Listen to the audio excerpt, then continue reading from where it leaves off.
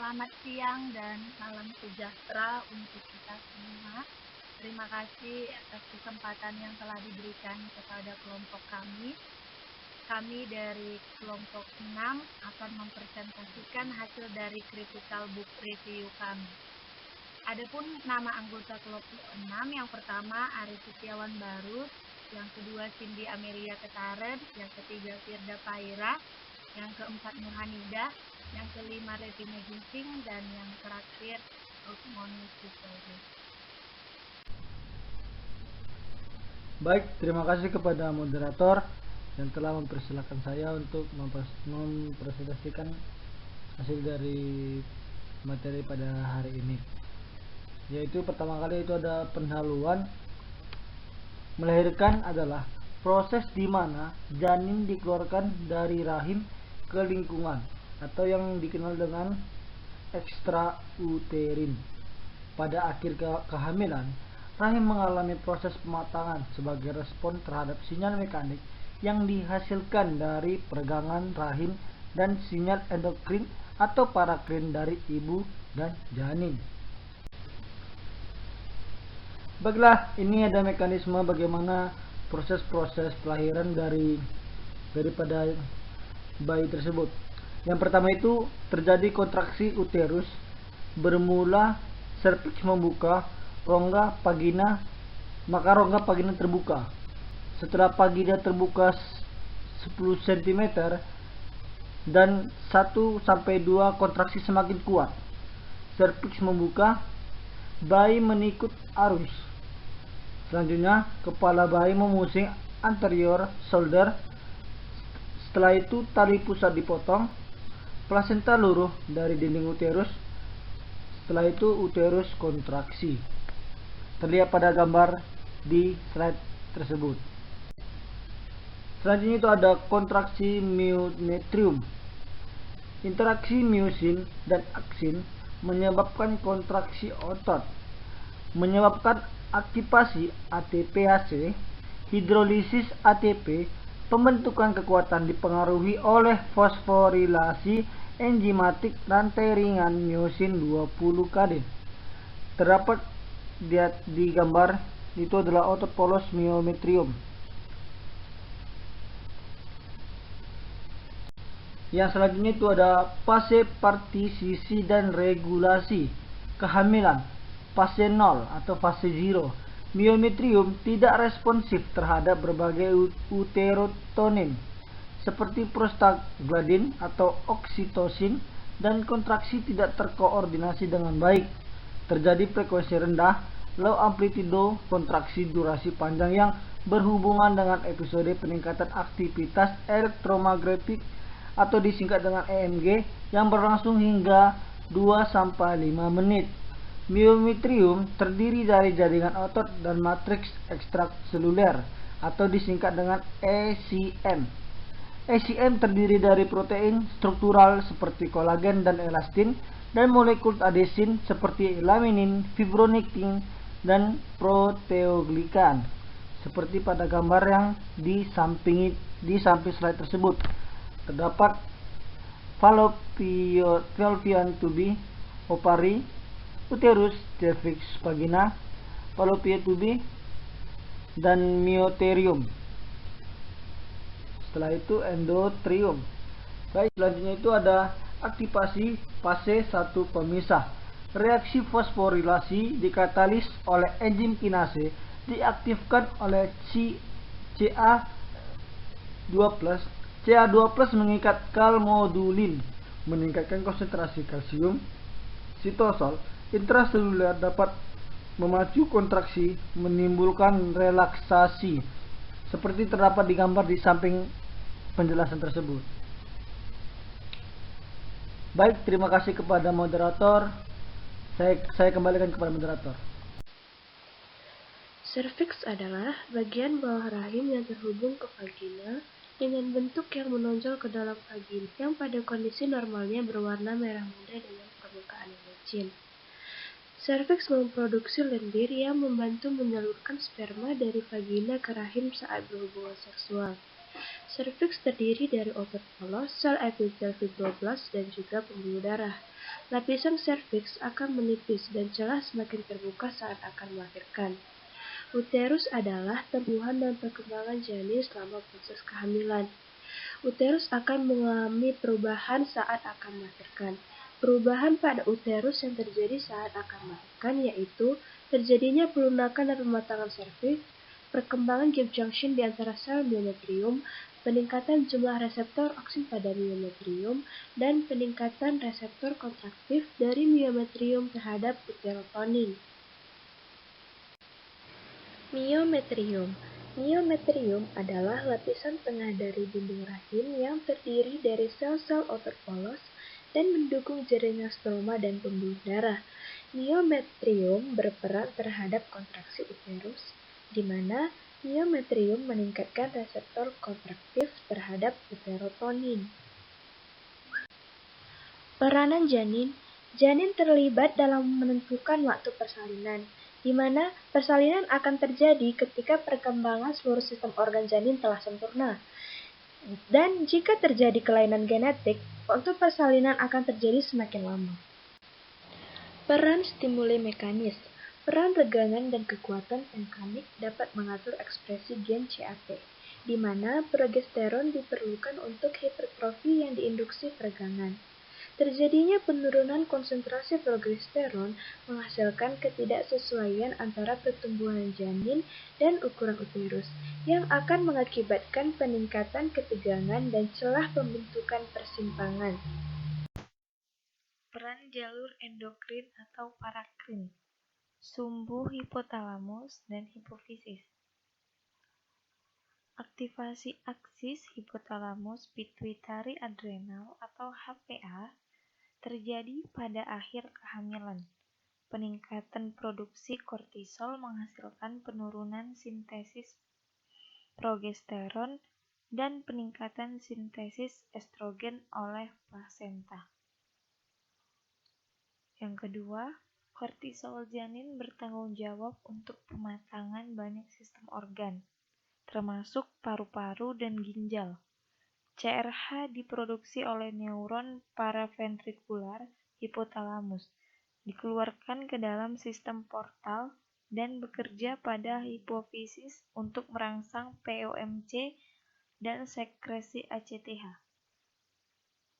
Pada hipofisis janin, ekspresi POMC prekursor ACTH bervariasi di berbagai daerah kelenjar.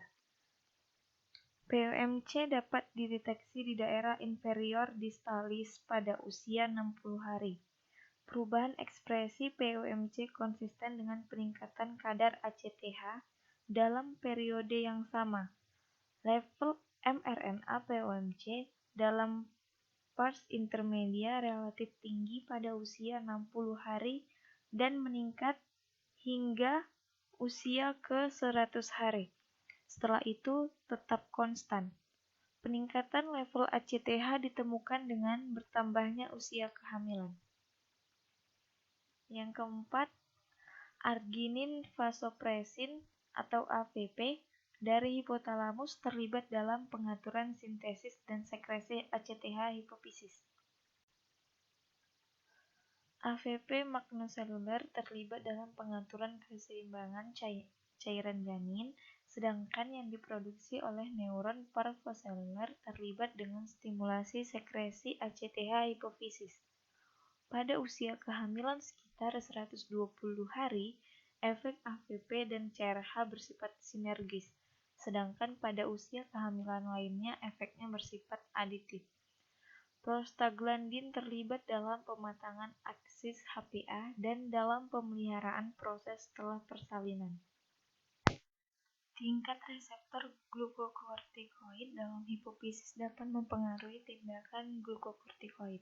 Adrenal janin responsif terhadap ACTH tinggi pada awal kehamilan, tetapi secara nyata dilemahkan pada pertengahan kehamilan sekitar 100 hari. Tingkat respon yang rendah pada hari ke-100 bukan karena tidak adanya respon, tetapi mungkin karena rendahnya kadar ACTH plasma. Estrogen juga mempengaruhi aksis HPA, kebanyakan berasal dari androgen janin terutama dehidroepiandrosterone sulfat atau DHEA sulfat. Kortisol janin bekerja pada plasenta ovin untuk mengubah produksi steroid. Perubahan ini terkait dengan peningkatan ekspresi enzim sitokrom yang memungkinkan steroid C21 menjadi steroid C19 yang dapat dimetabolisme oleh enzim aromatase untuk membentuk estrogen. Hormon steroid dan pemisahan. Yang pertama ada progesteron untuk menghambat kontraksi miometrium pada sebagian besar spesies. Yang kedua, pada primata dan manusia berbeda dengan hewan lain. Konsentrasi progesteron plasma tetap tinggi saat A-term, dan penurunan plasma ibu hanya setelah melahirkan. Yang kedua, ada estrogen. Tindakan estrogen pada rahim umumnya antagonis terhadap progesteron. Pada manusia, estrogen utama yang diproduksi selama kehamilan adalah estriol. Tingkat estriol ibu meningkat secara eksponensial selama akhir kehamilan. Terima kasih, saya kembalikan kepada moderator. Stimulasi fase 2 proses kelahiran. Proses ini ditandai dengan kontraksi uterus yang menguat disertai kelahiran fetus dan keluarnya plasenta. Hormon yang berperan adalah prostaglandin dan oksitosin, di mana prostaglandin berperan dalam merangsang kontraksi otot miometrium, sedangkan oksitosin merangsang miometrium untuk mengeluarkan fetus. Prostaglandin sendiri adalah sejenis hormon yang berstruktur kimia termasuk ke dalam golongan lipid. Sumber prostaglandin di dalam proses kelahiran manusia yaitu dari membran janin atau fetal dan desidua. Prostaglandin berfungsi untuk memicu ekskresi MMP, di mana MMP ini adalah untuk menstimulasi ketuban pecah dan merilekskan miometrium. Berikut adalah skema antara hubungan stres maternal atau ibu dan fetal stres atau janin. Pada maternal stres, ada CRH atau Korean hormone. Korean hormone ini akan menstimulasi keluarnya prostaglandin. Prostaglandin ini berperan dalam kontraksi dan cervical change atau pemetangan serviks. Kemudian CRH akan berpengaruh kepada janin dengan mengeluarkan estrogen. Kemudian pengaruh hormon estrogen ini akan membuat terjadinya proses rupture of membran atau ketuban pecah. Selanjutnya, prostaglandin disintesis dengan substrat awal berupa asam arakidonat. Asam arakidonat ini akan diubah menjadi prostaglandin melalui 2 tahap, yaitu reaksi siklogenase dan silooksidasi. Jalur metabolisme yang dilewati oleh sintesis prostaglandin adalah G atau H sintase dan disebut juga dengan siklooksigenasi atau COX. Kemudian reseptor prostaglandin. Prostaglandin sebagai hormon tentunya memerlukan reseptor di dalam sel ataupun tempat tujuan untuk pengekspresian, di mana reseptor prostaglandin ini sebagian besar diekspresikan di dalam miometrium, terkait dengan fungsi prostaglandin sendiri yang untuk mengkontraksikan miometrium. Ada 8 anggota reseptor prostaglandin dengan struktur heptahelikal. Salah satunya ada EP1 atau E-prostanoid reseptor 1. Prostanoid ini adalah salah satu contoh dari hormon prostaglandin. Kemudian ada subtipe dari reseptor PGE, reseptor PGD, reseptor PGF, reseptor PF, dan TX reseptor. Contoh dari pengekspresian reseptor di dalam miometrium bisa terlihat pada reseptor EP2, EP4, dan IP dan reseptor DP1 yang mengaktifkan adeninyl siklase melalui GS. Fungsinya yaitu untuk meningkatkan intraselular cyclic adenosine monofosfat atau CAMP. Lanjutannya ada EP1 dan EP yang mengaktifkan metabolisme fosfatid inositol melalui GQ. Kemudian pasangan TP terutama dengan 2 jenis protein G dan GQ dan keluarga G13 yang menghasilkan aktivasi fosfolipasi C. Jadi intinya prostaglandin ini adalah suatu hormon yang berfungsi dalam mengkontraksikan miometrium sehingga erat kaitannya dengan proses kelahiran. Baik, selanjutnya saya akan melanjutkan materi tentang sitokin. Fungsi dari sitokin berperan pada proses kelahiran, berperan juga pada pematangan serviks pada persalinan prematur dan persalinan normal. Sumber sitokin disintesis dalam jaringan intrauterin itu sendiri. Pada hewan, sitokin telah terbukti menginduksi kelahiran prematur.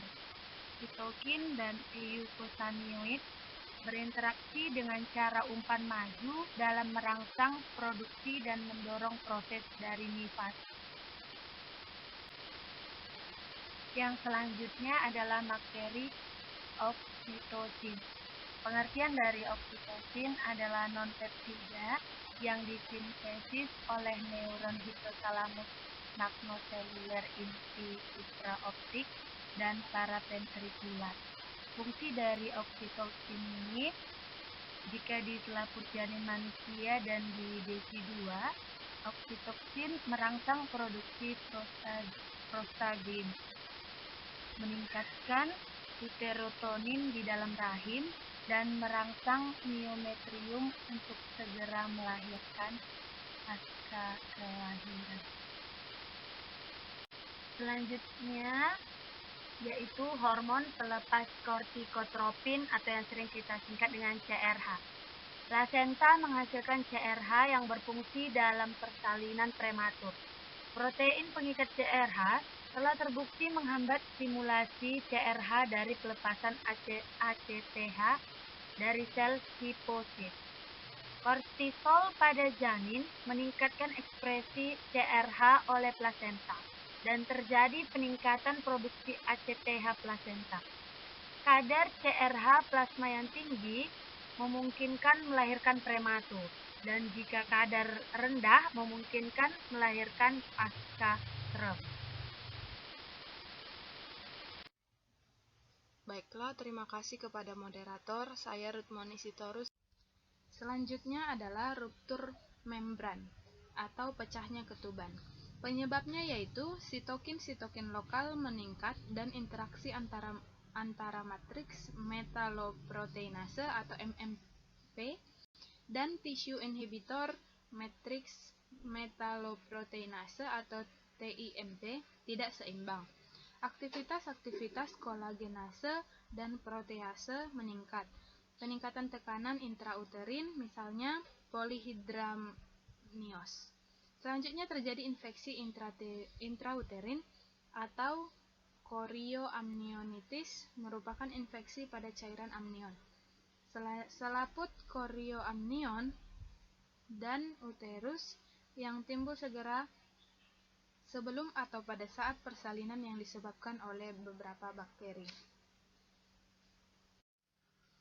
Yang terakhir adalah tokolisis, merupakan kondisi untuk memperlambat kelahiran, digunakan pada saat bayi akan terlahir prematur. Cara kerjanya yaitu merangsang sintesis antagonis dan menghambat sintesis agonis pada miometrium, sehingga bayi tidak terlahir prematur. Maka akan terjadi peristiwa tokolitik, di mana obat ini diberikan untuk inhibisi uterus. Contohnya yaitu magnesium sulfat, indometasin, obat anti-inflamasi non-steroid, dan memiliki efek samping. Baiklah, saya kembalikan kepada moderator.